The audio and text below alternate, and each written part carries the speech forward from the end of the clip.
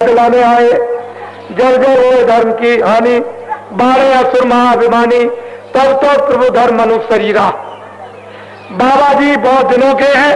हमारे सामने देश में इतनी बीमारियां नहीं थी, न इतने अस्पताल थे, न इतने डॉक्टर थे, न इतनी दवाएं थी, और फिर इसके बाद में न इतने मरीज थे, मर्ज थे, ये कुछ भी नहीं था। साधारण लोग बड़े सत्यवादी, न कत्ल होते थे, न चोरी इतनी, न डकैती होती थी। बड़े धर्मात्मा लोग गांव में और बड़े आराम का जीवन शांति का व्यतीत करते थे।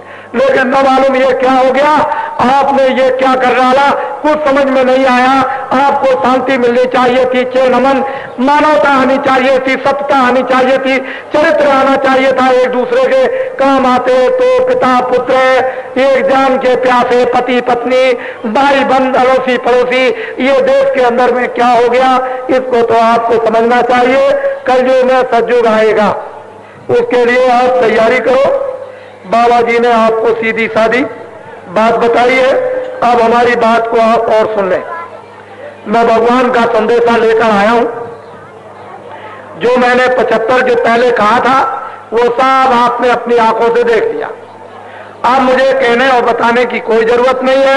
ईसा मसीह ने बताया था तो सूली पर चढ़ा दिया, मीरा ने बताया था तो जहर पिला दिया, और फिर ऋषियों ने बताया था तो राम को 14 वर्ष का वनवास दिला दिया। नारद ने कहा तो कृष्ण के माँ बाप को जेल में बंद करा दिया, और बाबा जी ने कहा था तो बाबा जी को बंद करा दिया, 21 महीने जेल में रखा।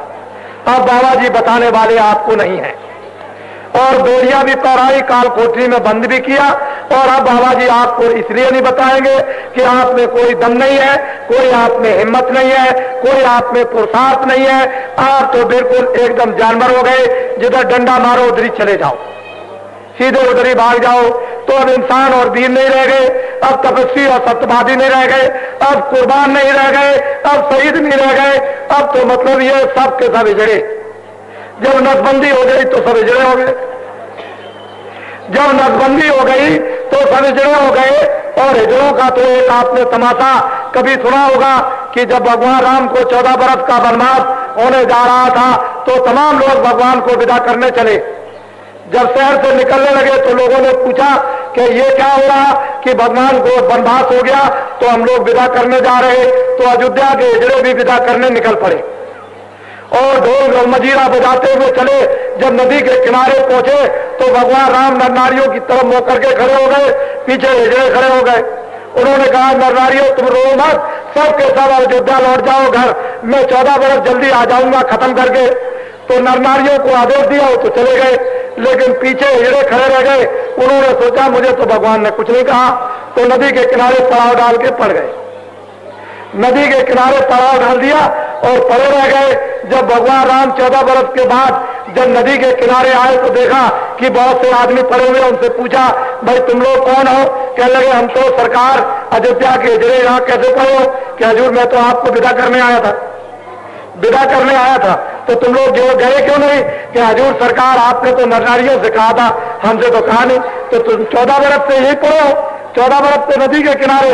अरे सरकार चौड़े मैदान में मैं आपकी तरह से 14 वर्ष से तपस्या कर रहा हूं आपके नाम पर। तो भगवान राम ने कहा मैं बहुत खुश हो गया, मैं बहुत प्रसन्न हो गया, अब तुम अपने अपने घर चलो। जब कलयुग आएगा तो दिल्ली का राज कुछ दिन के लिए तुमको दे दिया जाएगा। तो दिल्ली का राज कुछ दिन के लिए जब दे दिया तो लगे ही अपना गोल बनाने, सबको झड़ा बनाने। करो नसबंदी, करो गिरफ्तार, करो नसबंदी, आने जाने का रास्ता बिल्कुल बंद कर दो। ये सब अरे बच गए, आप बच गए, नहीं तो न मालूम क्या हो जाता, बच गए। अरे घबराओ नहीं, अकबर